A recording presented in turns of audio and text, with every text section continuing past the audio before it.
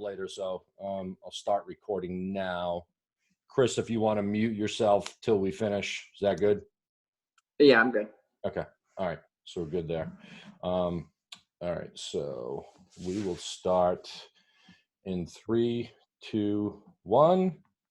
Welcome to Successful Living. We're here today with Chad Kritzis from HomeSmart Real Estate.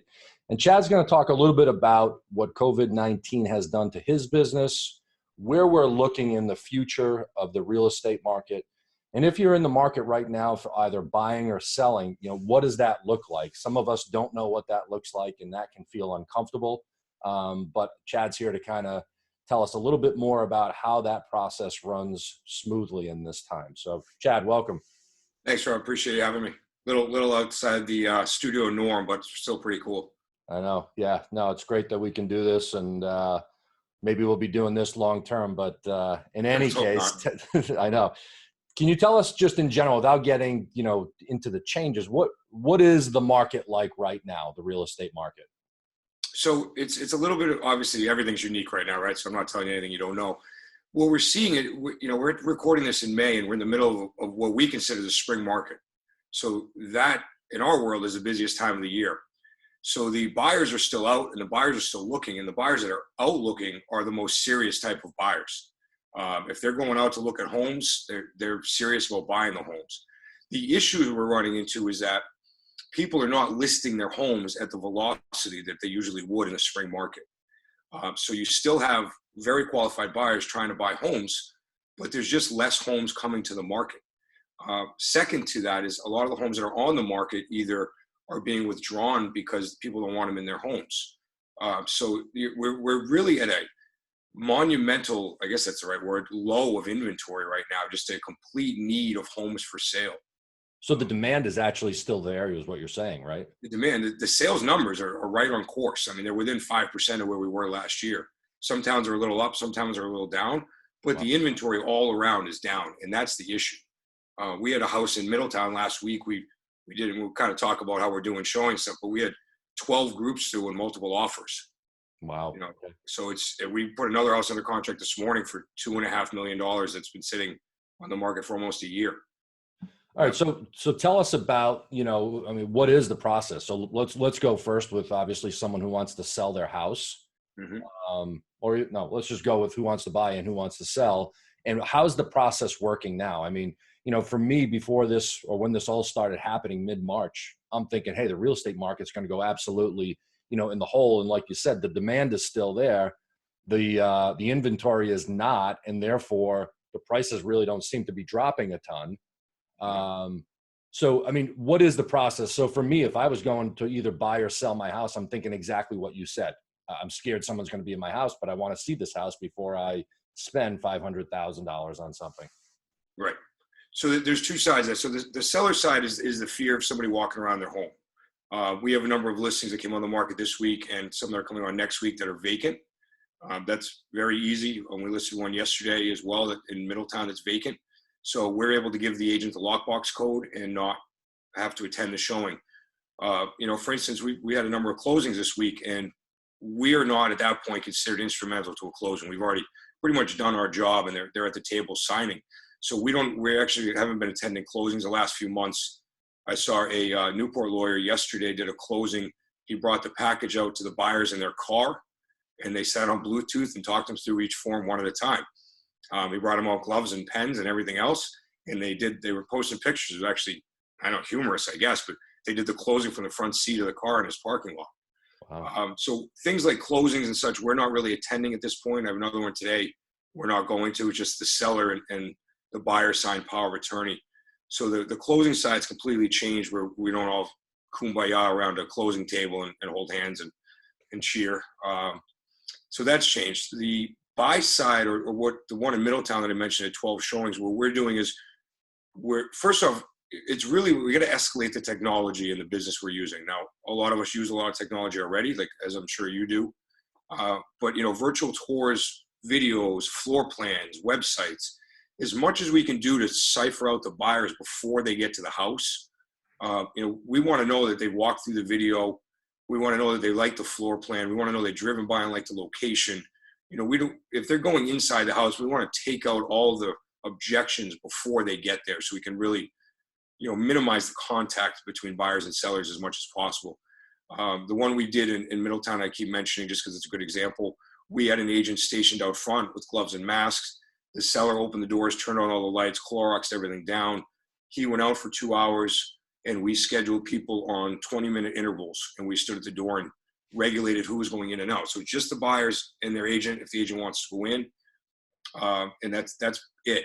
We ask leave the kids at home if you don't need to bring the kids, or if you want to come back and forth without the kids. I mean, I watched a couple walk into Home Depot yesterday with a 2-year-old and a 3-year-old throwing their masks all over the floor. Yeah. I think if you don't need to bring, really minimal who we're bringing. I did a showing the other day, and the agent and I both had masks on. We also did a walkthrough the other day where I just waited outside. The agent walked the buyers through the home before they closed. And really, we're just trying to minimize the social distancing. There's no need for me to follow them around because there's no problems. Yeah. So we really just kind of spread out the best we could, and I just waited in the driveway in case there was any issues. Yeah, I mean, I think you make a really valid point. I really didn't think about this, but you're really getting to people that are serious, and nobody's just dipping their toe in the water of, oh, I want to sell or I might want to buy. So it seems like it rings true that you get people that, okay, they got to take a little extra effort here, but that probably means that they are more serious about buying or selling. The sellers are the same way as the buyers. I mean, if their house is on the market right now, they're very serious about selling. Yeah, that's great. So, all right, so let's, kind of finish up a little bit. Who knows? Everyone asks me in my industry, what's the stock market going to do, right? So, I mean, who knows? So I think, my question would be twofold to you. And I think the first part is, what has this pandemic done to the real estate market from a point of view that you see carrying forward? So once now social distancing starts being eased, where are we going with, the way you do your job now? And is that better or worse? So what things do you see that you've had to be so tight with it right now? Now that there's some loosening, is there something that's going to now, do you foresee change in the way you do business? Yeah, I think there's two parts of that. There's the long term and the short term changes, right? I think short term for the next few months, you're not going to see public open houses where you just say, hey, come on in our house, come on, everybody, come on in. You put signs and balloons all over the place, and some guy's driving by, and just pulls in because he needs to use the restroom. So I think right now public open houses are probably going to be closed, for the short term. Once again, really instituting technology and trying to make sure that if you're coming in the home. I think for the time being, we're still going to see a shortage of inventory. We have a great home in Portsmouth. They're a retired couple, and they just don't want anybody in their house. I mean, it's 8:50, and we have people calling every day to get into it, and they just don't want anybody inside. So I think as it starts lightening up, we'll be a little more flexible with the showings. But that's the short term. Long term, we're still in this shortage of inventory, really low interest rates, and I'm watching. There's almost as many homes being withdrawn every day as there are going pending under contract to close. So it's really the whole market is just everything's kind of leveled, and there's not enough homes for people to buy. So I think as people start lightening up, the concern on the other side of that is, what if we get a whole slew of listings hit the market all at once because the governor says, hey, the doors are open, Right. Go do whatever you want. And you get too much inventory.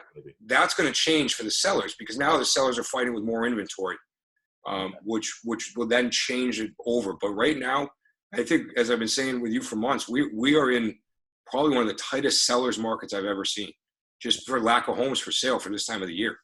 Yeah. All right. Kind of as we come to a closing, any advice that you would give to people that are watching this, if they're either thinking about selling their home or looking at buying a home? And I know you probably gave some information, but if you were kind of coaching them through, what would you tell them to do right now? Well, I think if there's two parts. The buy side, if you're working with a buyer or buyers watching this, make sure to go out and get your pre-approval letter. Get everything ready in advance. I had a conversation with one of my agents this morning, and he said, well, can I require a pre-approval letter before they come in? Because my seller wants to know if they're coming in, they're approved. So I would have if you're buying a property, have all your ducks in a row. If there's 12 showings and 2 offers, you don't want to wait 3 days for a pre-approval letter. But the listing agent also wants to know that you're ready to roll and they don't have to wait for you. So that's my biggest advice on the buy side, is have all the ducks ready, have everything in a row, and be ready to go if you find the house you love. From the sell side, if you have the means to get your house on the market, now is the time to do it. The grass is green, the flowers are blooming, the pictures look great, the drones look great, everything looks great right now. And the buyers that are out there are serious. So if you have the means, if you have a vacant house or a house that you're not really panicked, you don't mind leaving for a couple hours and we'll Clorox the place down after the fact, this is one of the strongest selling markets I've ever seen. So this is a time to sell your house if you're comfortable to do so. Great.